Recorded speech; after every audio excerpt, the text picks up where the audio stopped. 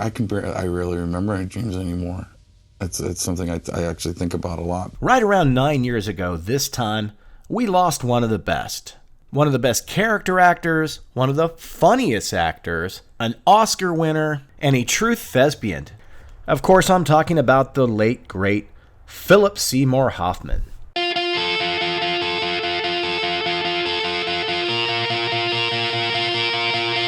I remember the first time I saw him show up on screen in The Scent of a Woman, I was like, what a true scoundrel. He continued to play roles similar to that at the risk of being typecast. He had some small but memorable roles in Paul Thomas Anderson films. You want to go for a ride? Or... Wait, fuck, hell, how much time is that? I'm sorry. Before really becoming a leading man in the aughts and becoming an Academy Award winner. Since I've been thinking about Philip Seymour Hoffman, I also started thinking about A Most Wanted Man, his final performance. Back in 2014, A Most Wanted Man came out in the middle of the summer. Kind of a weird spot for a movie like that to come out. On one hand, I was glad to see Philip Seymour Hoffman with a smaller, intriguing premise, espionage thriller type in the summer. On the other hand, I would have liked to have seen a real tour de force performance out of him as well for his final.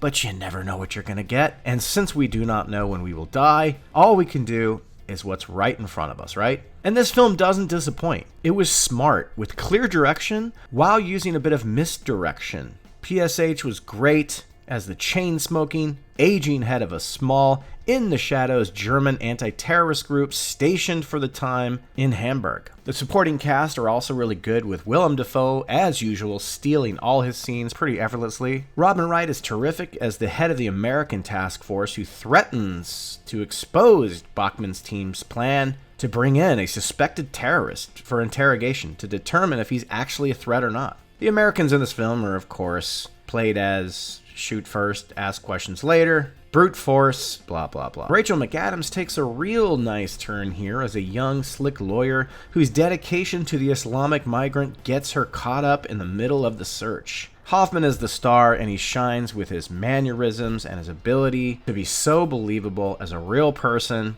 and not as some dime a dozen Born Identity super whiz who sits in front of a giant digital map that can scale the earth and follow people as they move. No, this is small scale anti-terrorist tactics, where one must use their intellect instead of their technology and try to put what evidence they have in front of them to use to determine what is happening. For that, I applaud A Most Wanted Man. And Philip Seymour Hoffman is so full of subtle mannerisms. One thing I really love about him as an actor was his ability to play eccentric and to play quote-unquote stale characters.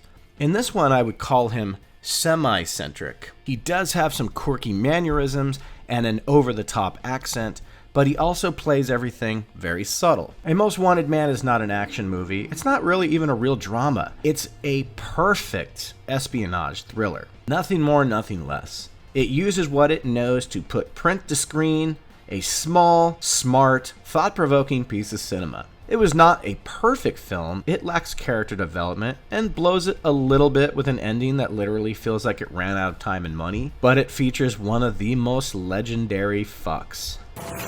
Fuck! Yeah! Fuck! And an ending that goes on for minutes with no dialogue before the credits roll. And I loved him as an actor for that. He could be so hysterically funny in something like Along Came Polly. Let it rain! Rain dance!